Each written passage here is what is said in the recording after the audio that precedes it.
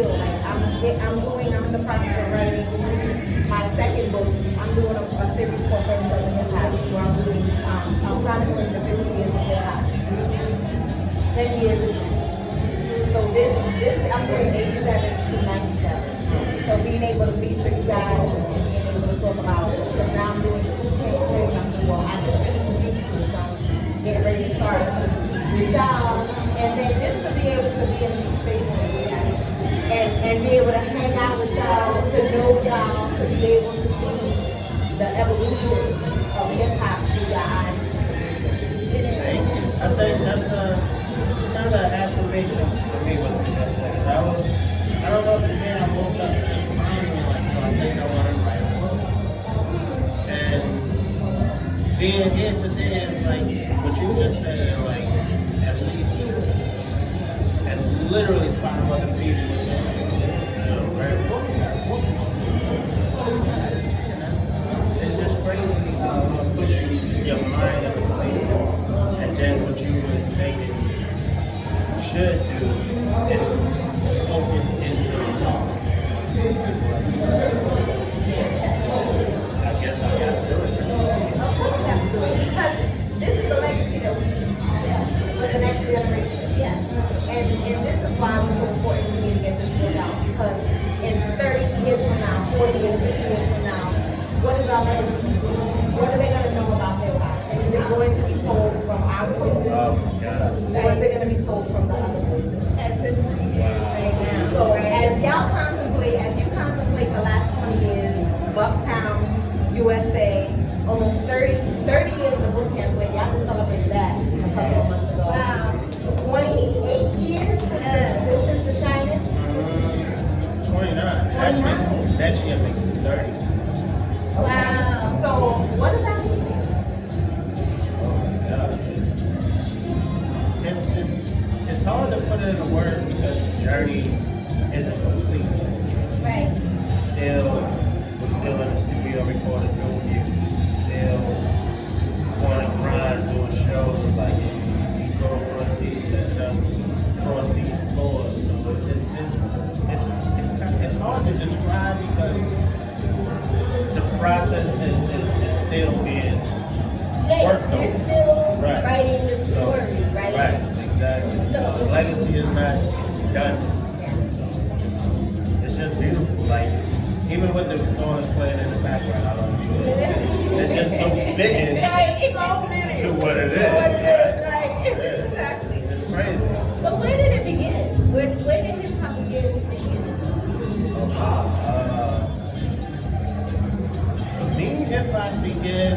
Well, I come from a musical family. My mom was a minister. My dad played instruments. He used to move around sometimes with different artists. He was sitting for like, he told me he played with James Brown one time. And then a few other artists used to move around. He played bass and drums and saxophone. So for me, it came from, I guess, beating on lunchroom tables until, because I didn't choose it. I never wanted to be a rapper. Right. My voice was always high pitched and funny to me, so I would play the background a lot. I was,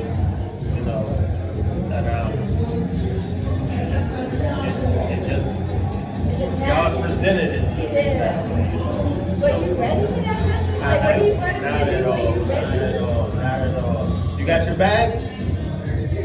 Not at all. I mean, my partner still wrote my very first verse for me. So after that, it was on from there. As they say, the rest is history. Like I said, my dad was making records and my mom was in a pulpit, so it was kind of a struggle to go which way. But it's kind of like a fusion, right? She's on the whole bit. Dad is doing music. When we think about jazz and music back in those days, it was kind of like not clean. It wasn't the gospel, right? So you got the gospel and you got the other part of it. How did you bring it into the fusion? How did it become tech? I don't know. that's the soul. That's the soul, right? That's where the soul comes from. That's where the pain and seeing they went through and just being on our own journey and learning from the experience of it, just poured out into the music. That's why it's shining. Right, yeah. The evolution. Yeah. And so now, the hip hop and this evolution has evolved so much from where it started to where it is today. What are your thoughts on hip hop today?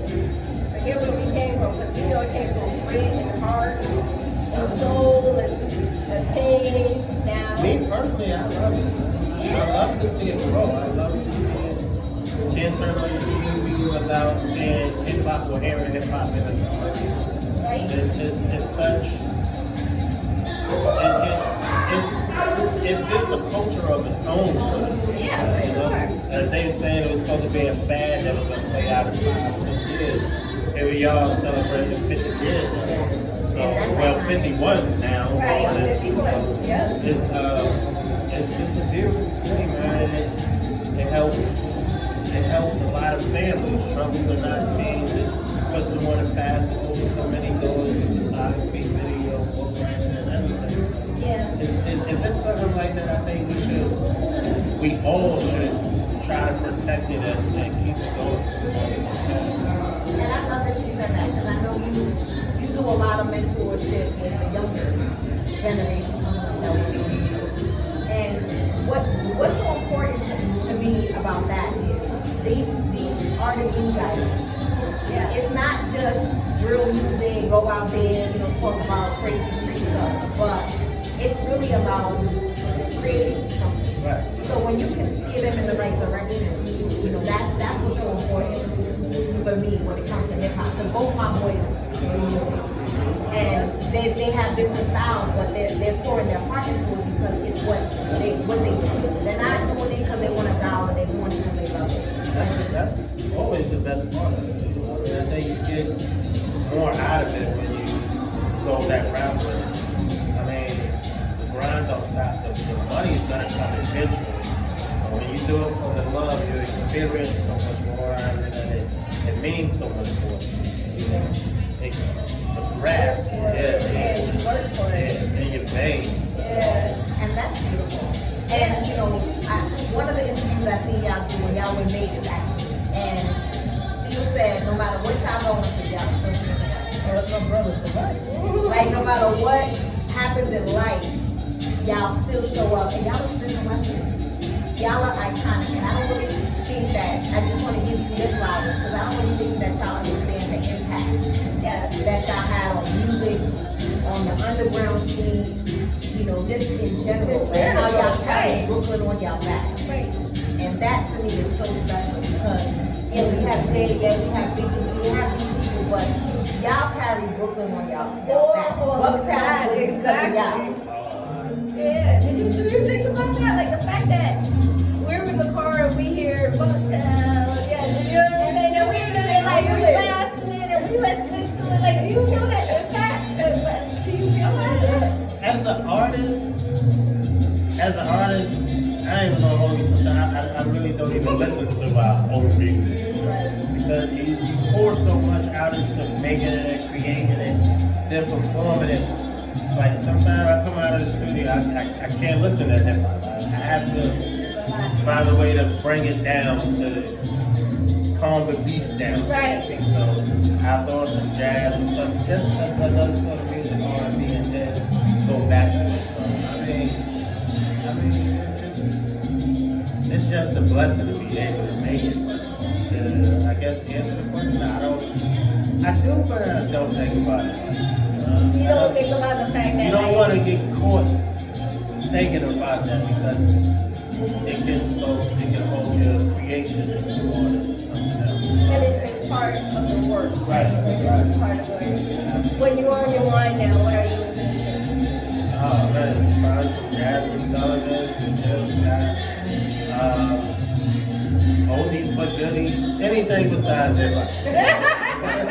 Okay, favorite jazz musician. Yeah. What's your favorite jazz musician? Your favorite jazz album?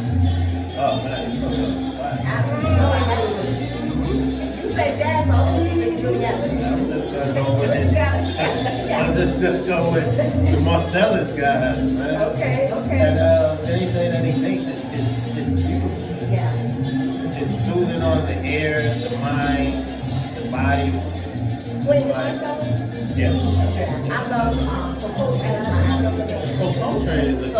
Love Supreme, I actually have that on vinyl. But something about Coltrane's music, I use that when I'm writing. I can't write to anything but jazz. I just picture more Better Blues in my head. Exactly. That's the scene where Giselle is Right. it's just, No, yeah, exactly. it's just, music is therapeutic. It is. In so many ways. So what's next for Smith & Wesson? You know, you're out here on the scene, so many different reasons. Like, hip hop is singing so many different stories. It comes down to the root of who you are. What's next for you? Well, for me personally, I'm doing a little different in acting. I have a couple of scripts choice coming out. I did a couple of the titles that was on BT. Okay. Yeah, and for Color Boys with this piece around. I got a couple of scripts that I'm reading for right now. So we have T-shirt live. Make sure y'all go out and support. Yes. Smith & Wesson right here in Brooklyn. Love, not If you war. mix the pop up, you can get it at SmithandWesson.com. We just put a new single out on 50/50. Working on a new album, Infinity. My ninth Wonder and Soul Council dropping this year. Okay. The beat goes on. Listen, and that's how it is. Thank you for taking the time to talk to us. Thank you for having We me. are starting up with doing a new podcast called Cafe con Leche, Coffee and Conversation. So we like to pop up with different black-owned businesses and things like that. Celebrate the business, but also talk to people in the meantime. Right. So we are appreciative that you took the time to do this with us today. Absolutely. Make sure you go support Smith & Wesson. Love, now So that's war. how because I couldn't find you. Make sure you are I supported. deactivated for a little. I need to. What is it? Sometimes you need to, unplug and Right. recharge at the same time. So where can we go? We're the best place to live the It's still there. I just gotta open it back up. It's text. IG. It's just IG and Twitter. I don't have Facebook. I try not to go too social media crazy. But SmithandWesson.com for sure they can Yes, find the for birds, sure, they can see your show dates. Definitely. They were just at the Blue Bell a couple of days ago. Rock, that was an amazing show. y'all. Yes. Make sure you are supporting. Make sure you support our artists. Make sure you support this love. Thank you so much, Tay. So we're gonna and then we can take some pictures. Yeah. They put me to work.